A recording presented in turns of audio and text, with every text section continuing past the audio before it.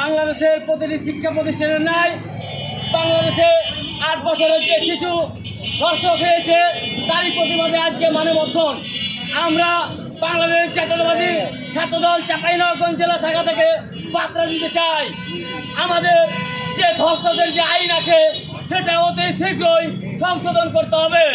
আমরা জানি বাংলাদেশে ধর্ষকের শাস্তি মৃত্যুদণ্ড, কিন্তু আর কোনো প্রতিক্রিয়া আমরা দেখতে পাই না।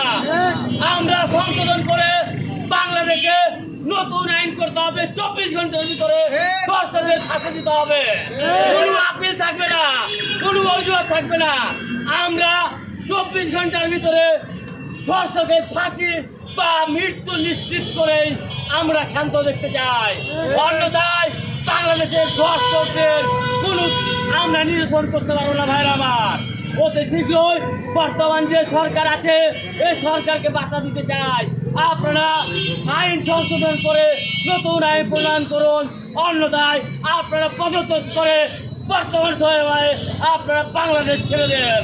নাহলে ভাইরা আমরা অতি শীঘ্র আরো কঠোর আন্দোলন থেকে কঠোরতর আন্দোলন দেব।